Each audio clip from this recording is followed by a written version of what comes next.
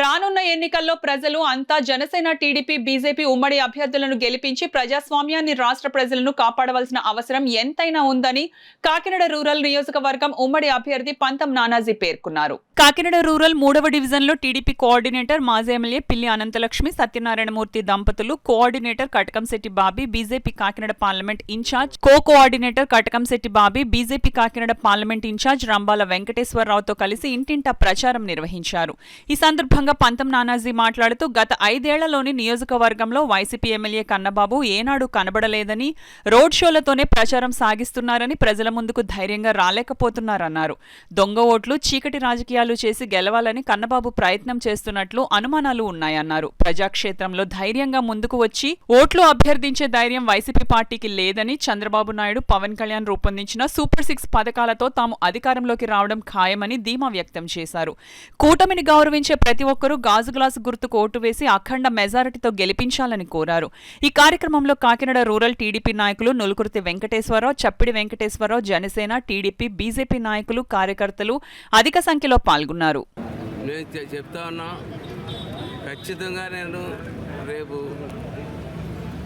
అధికారంలోకి వచ్చిన తర్వాత కాకినాడ రూరల్ కాన్స్టిట్యున్సీ నుంచి ప్రతి హాస్పిటల్ దగ్గర కూడా ఒక నలుగురిని పెట్టడం, తద్వారా పేదలు ఎవరైతే జనరల్ హాస్పిటల్ వైద్యానికి వస్తారో వాళ్ళకి దగ్గర నుండి వైద్యం చేసి పంపించడం అన్నది ప్రధానమైన ఎజెండాగా, లోకల్ ఎజెండాగా నేను పెట్టుకుంటూ ఉన్నాను.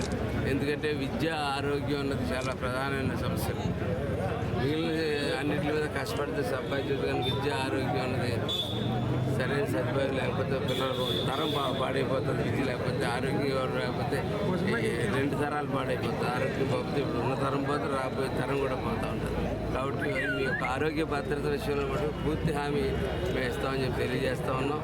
అలాగే లోకల్ మేనిఫెస్టో తయారు చేసుకోబోతా ఉన్నాం. మేము శాసనసభ్యులు, మాజీ శాసనసభ్యులు, కోఆర్డినేటర్లు, కోఆర్డినేటర్లు, అలాగే సీనియర్ నాయకులైనటువంటి మన కృష్ణమోహన్ గారు, ఇటువంటి అందరూ కలిసి ఒక లోకల్ మేనిఫెస్టో తయారు చేసుకోబోతా ఉన్నాం. లోకల్ మేనిఫెస్టో తయారు చేసుకుని ఆ మేనిఫెస్టో ద్వారా వాటి యొక్క అధ్యక్షుల ద్వారా మీకు ఏర్పాటు చేద్దామని చెప్పి తెలియజేసేసారు. ఉమ్మడి అభ్యర్థి అయినటువంటి పంతం నానాజీ గారికి క్యాన్వాసింగ్ చేస్తున్నాము. అద్భుతమైన జనస్పందన నిలుస్తుంది. ఎందుకంటే మా తెలుగుదేశం పార్టీ ఎంతో ప్రతిష్టకరమైన పార్టీ.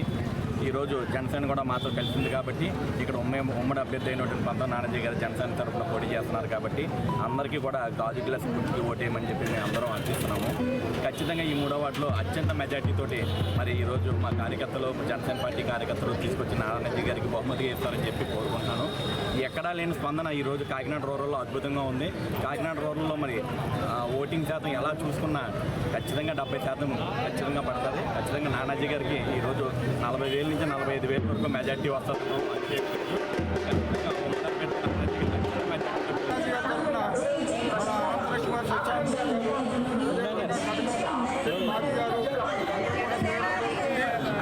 ఎక్కడ చూసినా మంచి స్పందన వస్తుంది. ఎందుకంటే ఈ 5 సంవత్సరాలు కూడా అనేక యాతన అనిపించాం, అనేక బాధలు అనిపించాం.